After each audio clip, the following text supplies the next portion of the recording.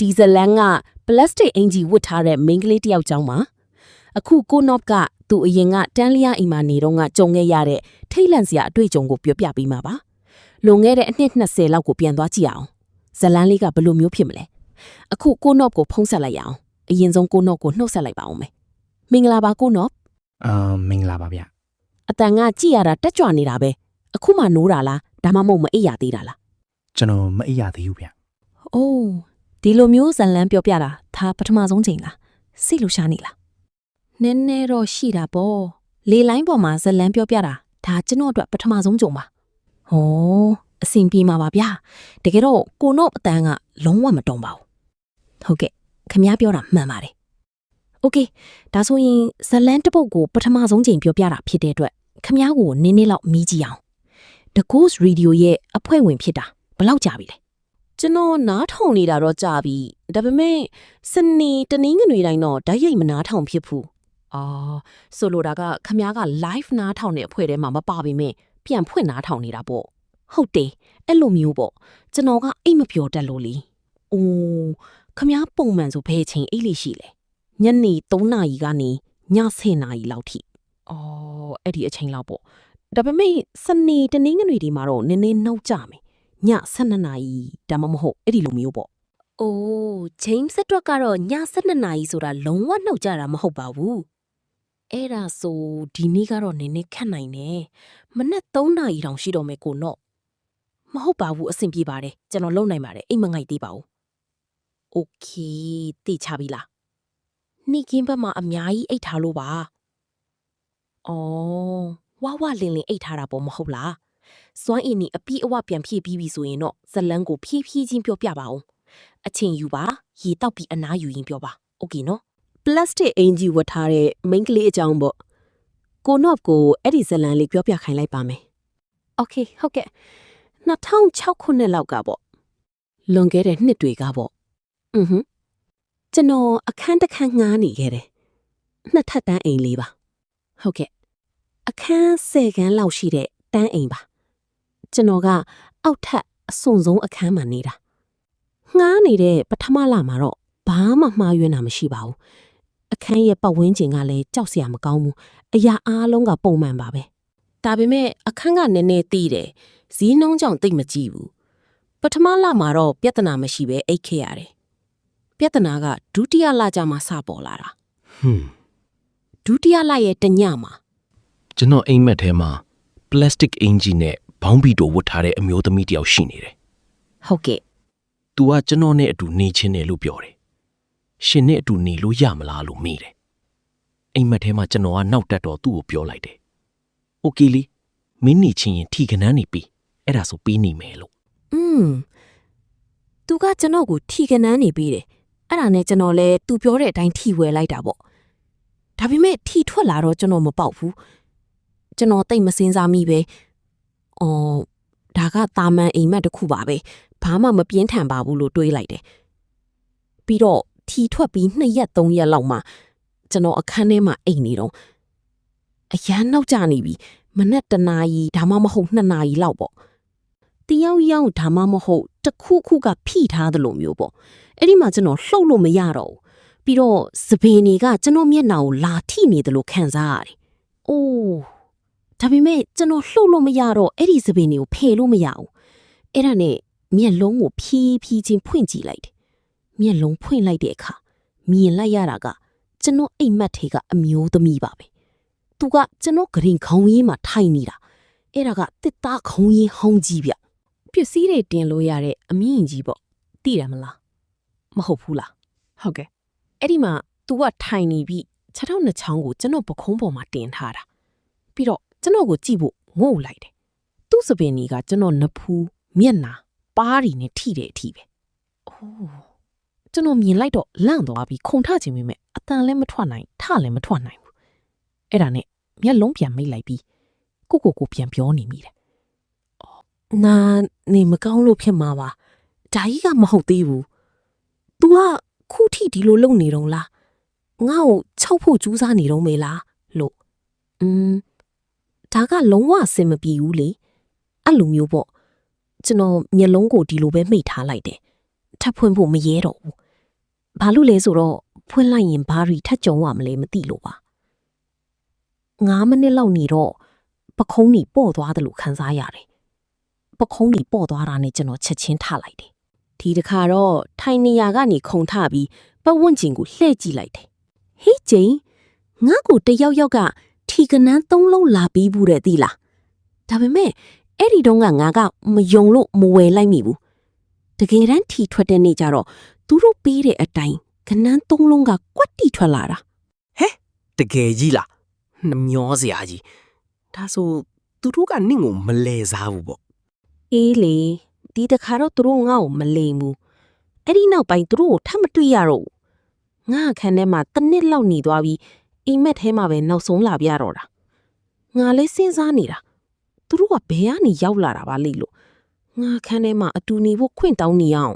သူတို့ကဘယ်ကနေလိုက်လာတာလဲမသိဘူး ဟုတ်ပါပုံမှန်ဆိုငါအဖေကအမြဲပြောလေရှိတယ်အပြင်မှာကား accident တွေလူသေးတာတွေတွေ့ရင်ရက်မကြည့်နေတယ်အဲ့ဒီလိုရက်ကြည့်မိရင်သူတို့နဲ့ဆက်သွယ်မိပြီးကိုယ့်အနောက်ကိုပါလာတတ်တယ်လို့ပြောတာပဲ အဲ့ဒါပဲငါလည်းအဲ့ဒါကိုပြန်စဉ်းစားမိတယ်အရင်ကကားရက်ထားတော့မတော်တဆမှုတစ်ခုကိုလှမ်းကြည့်မိသေးတယ်လူသေးလားမသေးလားတော့မသိဘူးအဲ့ဒီကနေငါနောက်ပါလာကြတာလားမသိဘူးဖြစ်နိုင်တယ်ဒါပေမဲ့ထူးဆန်းတာကသူတို့ကနင်းအခန်းထဲမှာလာနေဘူးခွင့်တောင်းနေဆိုတာပဲအခန်းတွေကလူပြည့်နေတာတောင်သူတို့ကရင်ကြီးနဲ့လာမေးတယ်နော်ဟုတ်တယ်ငါတို့ကြားဘူးတာကတော့အခန်းထဲမှာတယောက်ယောက်တည်ဘူးရင်ဒါငါအခန်းဆိုပြီး6လန့်ပြီးနှင်ထုတ်တတ်ကြတာလေဒါပေမဲ့ဒီလူတွေကကြတော့တော်တော်ရင်ကြီးတယ်မျက်နှာတွေကလည်းရုပ်ပြက်စင်းပြက်မဟုတ်ဘူးတာမန်လူတွေလိုပဲဒါပေမဲ့ထိုင်နေတဲ့ပုံစံကအယမ်းဝမ်းနည်းနေပုံရတယ်အဲ့ဒီမှာတယောက်ယောက်တည်ဘူးတာမျိုးရောရှိလားနှင်းစုံစမ်းကြည့်သေးလားအေးငါလည်းအဲ့ဒီအကြောင်းလိုက်မေးကြည့်သေးတယ်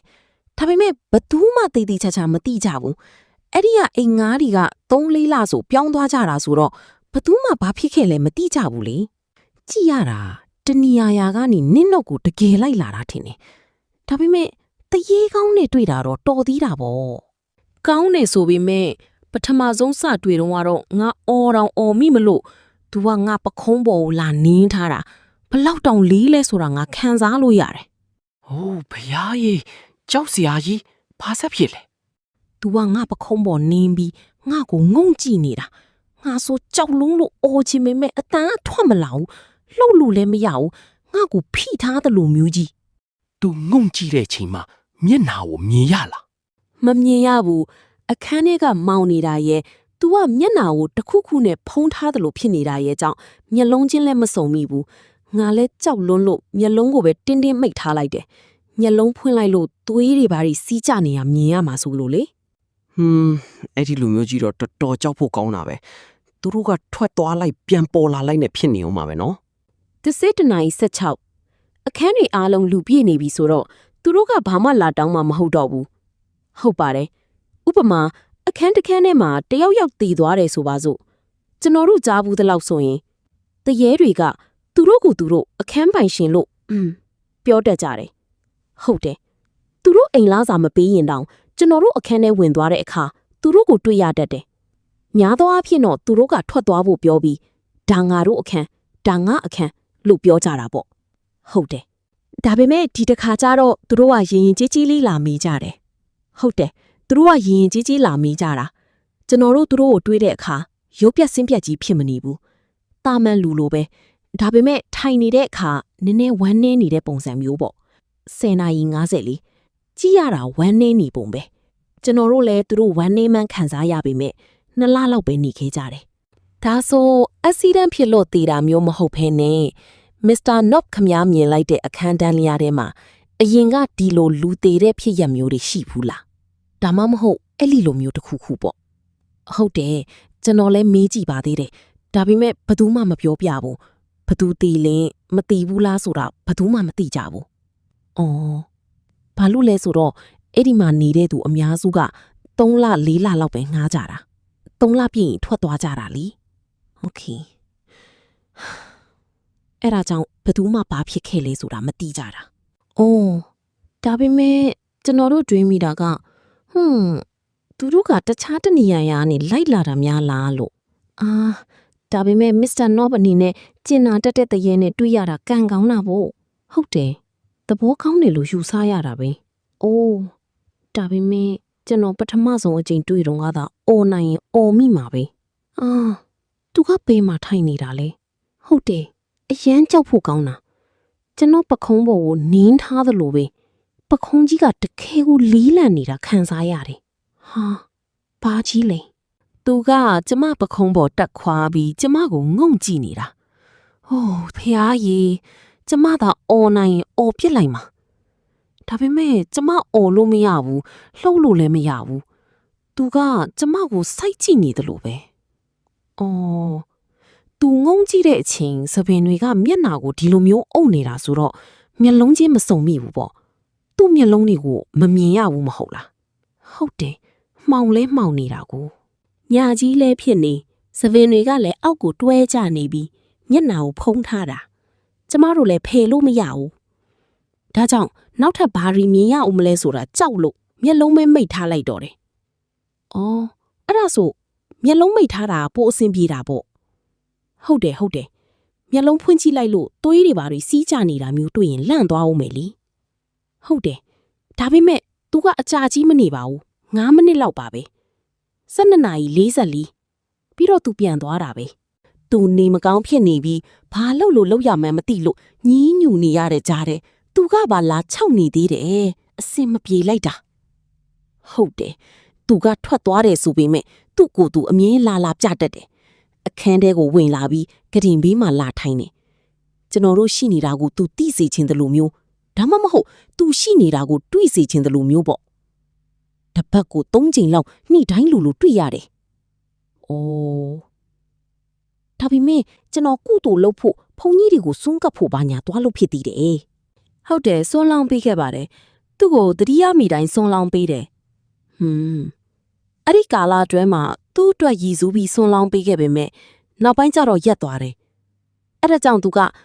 မင်းကသူ့အတွက်ဒီလိုမျိုးကုသိုလ်တွေလုပ်ပေးနေတာဆိုတော့သူကခဏလောက်ထပ်နေအောင်မှာပေါ့သူ့ကုသိုလ်ကုံသွားရင်တော့သူ့ဘာသာသူဘဝကူသွားလိမ့်မယ်လို့တွေးမိပုံပဲအဲ့ဒီလိုလည်းဖြစ်နိုင်ပါတယ်ဘာလို့လဲဆိုတော့2လလောက်တောင်ကြာသွားတာကိုသူ2လလောက်နေသွားတယ်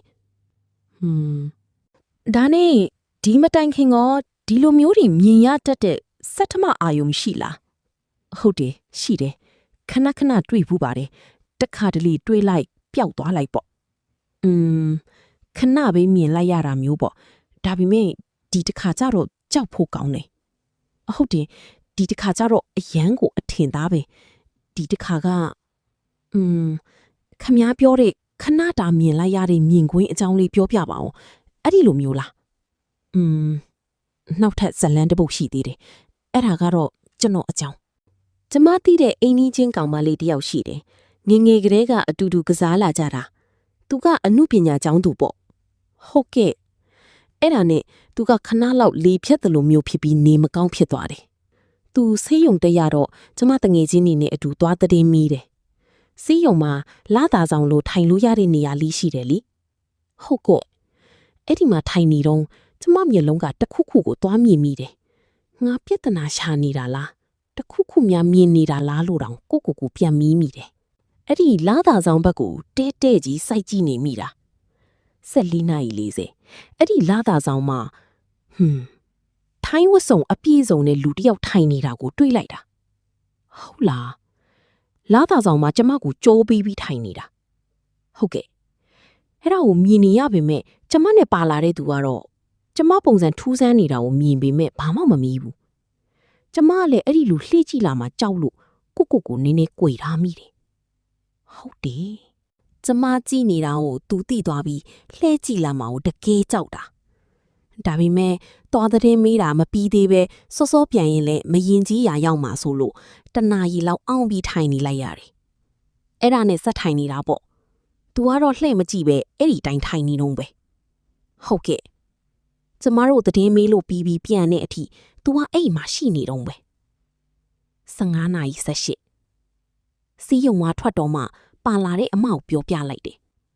ထူးဆန်းတာတစ်ခုမြင်ခဲ့တယ်ဆိုတာလीဟုတ်ကဲ့အဲ့ဒီတော့ကတော့သူဘာမှမပြောပဲညင်နေတယ်ဟုတ်ကဲ့နောက်မှသိရတာက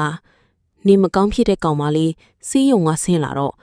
တခြားလူတွေလည်းအဲ့ဒီလိုပဲမြင်ကြတယ်တဲ့ထိုင်းရိုးရာကိုစုံခွေထားတဲ့အမျိုးသမီးတယောက်ကိုအတူတူပဲမြင်ကြတာဟုတ်ကဲ့အဲ့ဒါပါပဲဒါပေမဲ့သူကဘေကလေအဆောင်ရောင်နေပါဒီပါလားဆိုတာတော့မသိဘူးမဟုတ်လားသူကကချီသေးဆိုတော့ဆရာတွေပါဒီရှိလို့ဖြစ်မှာပါ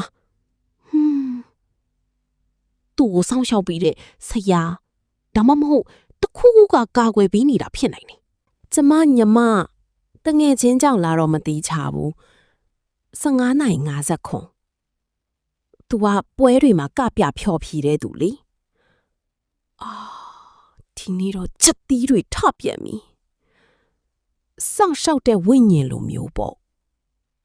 အဲ့ဒီဝိညာဉ်ကခမည်းနောက်လိုက်နေတာလား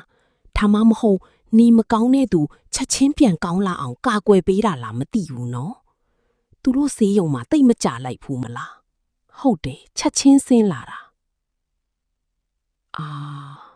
ကျမကိုကာကွယ်ဖို့ဖြစ်နိုင်တယ်လို့တိုက်ဆိုင်ဆိုင်တွေးလိုက်တာလည်းဖြစ်နိုင်တာပဲဟုတ်ကဲ့အဲ့ဒါကဆေးရုံကပထမဇလန်ပေါ့ဟုတ်ကဲ့โอเคနောက်ထပ်ဇလန်တစ်ခုရှိသေးတယ်နော်ဟုတ်ကဲ့ရှိပါသေးတယ်ဒါကစမှုဆုံခရန်ကအမျိုးတွေစီတွားတော့ငါပါဟုတ်ကဲ့ကျမတို့4ယောက်လောက်ပါမယ်ထင်တယ်တော်တော်ကြာပါပြီအဲ့ဒီဇလန်ကလည်းတော်တော်ကြာပြီကျမကကားပေါ်ရောက်တာနဲ့အိပ်ပျော်တတ်တဲ့လူမျိုးလေ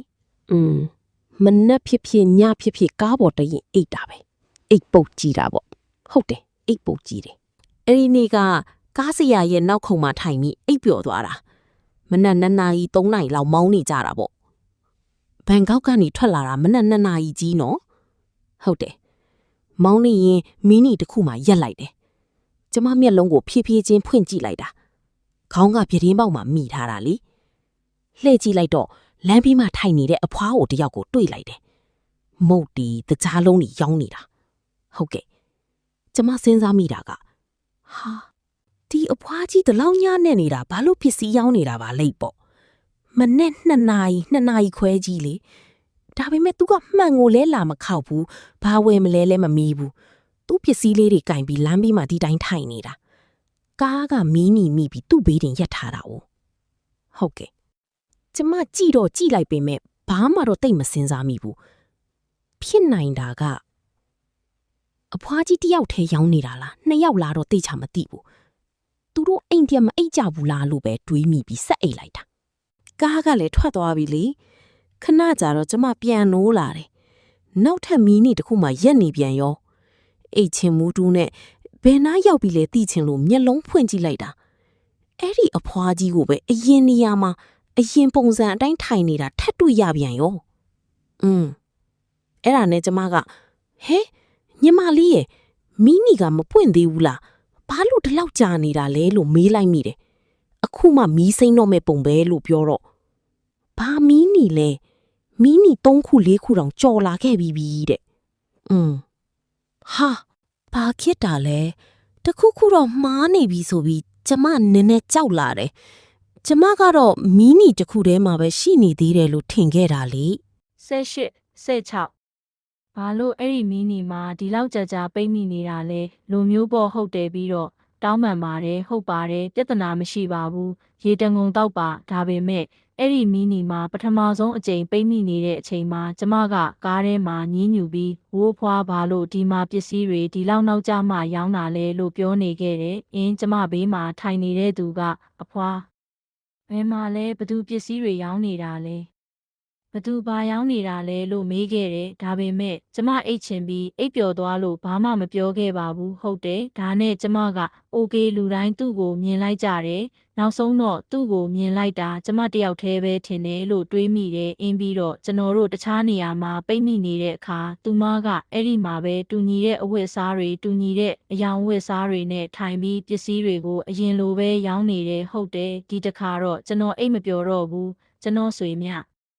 ဘိုးအိမ်မှာညနေ6:59အထိအကြာကြီးအိတ်ခဲ့တယ်မီးနီမှာနိုးလာရင်အဖွားကိုပြန်တွေ့ရမှာဆိုလို့လုံးဝအိတ်မပျော်ခဲ့ဘူးဒါပဲနိုးလာတော့သူ့ကိုပြန်မတွေ့ရတော့ဘူးဟုတ်တယ်မီးနီမှာနိုးလာတော့သူ့ကိုမတွေ့ရတော့ဘူးအိုးတာပဲမဲ့ကျွန်တော်ဆက်မကြည့်ရတော့ဘူး သူမကိုတွေးမှကြောက်လို့ဟင်းသူမကိုမြင်မှကြောက်လို့နေရာပြောင်းသွားပေမဲ့အဖွားကလိုက်နေတော့မဲအဖွားကခမည်းနောက်ကိုလိုက်နေတာသိကြတယ်မစ္စတာနော့ဟုတ်တယ်ကျွန်တော်တို့သူ့ကိုတွေးတင်ဒါကအဲ့ဒီလမ်းဆောင်ကနေမိနစ်15မိနစ်ဒါမှမဟုတ်20လောက်ဝေးမယ်ထင်တယ်။အိုးအဲ့ဒါတော်တော်မိနစ်အနည်းငယ်ရှိပြီးဥပမာဘာလို့မီနီကဒီလောက်ကြာနေတာလဲဘာလို့နိုးလာပြီးအဖွားကိုမြင်နေရတာလဲအဲ့ဒီလိုမျိုးတွေ40အိုးကျွန်တော်တို့အကြာကြီးပျောက်သွားပြီးကားကမီနီကိုကြော်သွားတယ်ကျွန်တော်တို့မီနီကိုအတော်ကြာကလေးကမီနီကိုကြော်သွားတာမီနီတွေအများကြီးဖြတ်သွားတာအဖွားကကြည်နေတာဖြစ်ကောင်းဖြစ်မယ်သူ့ကိုမြင်လားဟုတ်တယ်ကျွန်တော်မြင်တယ်သူကလက်မလျှော့ဘူးသူကမရွေးချယ်ဘူးဒါကြောင့်ကျွန်တော်တို့နောက်ကိုပြန်လိုက်လာတယ်။အိုးကြောက်เสียကောင်းတယ်။သူကတခြားတစ်ခုခုလိုချင်ရင်သူ့ကိုဝယ်တာထက်စာရင်ပေါ့။ဒါပေမဲ့တခြားအရာတွေငါသူနဲ့အတူလာနေတင်လားဒါမှမဟုတ်တခြားတစ်ခုခုပေါ့ဒီတစ်ခု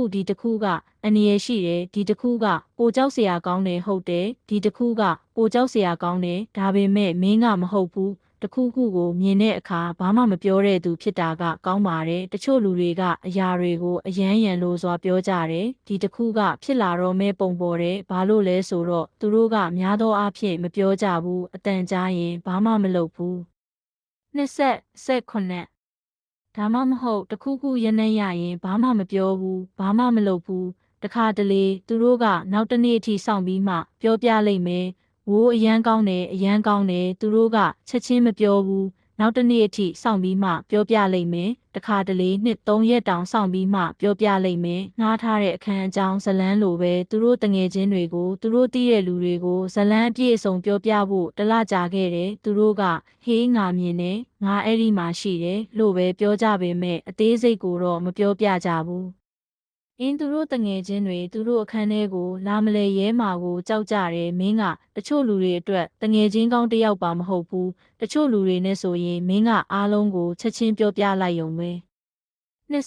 50သူတို့ကဘာကိုမှဂယုမဆိုင်ဘူးပြီးတော့တချို့တငယ်ချင်းတွေကမင်းသူတို့ကိုပြောပြမယ်ဆိုတာသိပေမဲ့သူတို့နားမထောင်ဘူးသူတို့ကနားမထောင်ဘူးဘာမှမပြောဘူးဘာလို့လဲဆိုတော့အဲ့ဒါကငါပဲအတော်လေးမကြာခဏဖြစ်တတ်တယ်ကျွန်တော်တငယ်ချင်းတွေရဲ့ကာကွယ်ရေးစနစ်ကစတင်လဲပတ်တယ်ကျွန်တော်တငယ်ချင်းတွေသိလိမ့်မယ်ဥပမာကျွန်တော်ပါဇက်ဟလိုက်ရင်သူတို့ကိုပြောပြစရာတစ်ခုခုရှိတယ်ဆိုတာသူတို့သိလိမ့်မယ်ဒီလိုဇလန်းမျိုးတွေကိုကျွန်တော်ပြောပြတင်တယ်ဆိုတာသူတို့သိလိမ့်မယ်အသက်ရှာ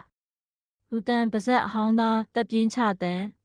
နောက်မှာကိုယ်တိုင်ကင်တွယ်စရာမလိုတော့ဘူးဆိုရင်ဒါပေမဲ့တခြားလူတွေအကြောင်းဇလန်းတွေရှိရင်ပြောပြလို့ရတယ်ဒါပေမဲ့တကယ်တော့နောက်ထပ်အများကြီးရှိပါသေးတယ်ဒါပေမဲ့နောက်မှအဖွဲ့ကိုပို့လိုက်ပါမယ်โอเคနောက်ထပ်ဇလန်း3ပုတ်ရှိပါမယ်ဥပမာအသေးစိတ်အချက်လက်တွေနဲ့အဲ့ဒီလိုမျိုးတွေပေါ့โอเคကျွန်တော်ဝမ်းသာပါတယ်ဟုတ်ကဲ့ပါမစ္စတာနော့နောက်တစ်ခါပြန်ဆောင်ကြမယ်ဒီနေ့ပလတ်စတစ်ရှက်အင်ဂျီဝတ်ထားတဲ့မိန်းကလေးပလက်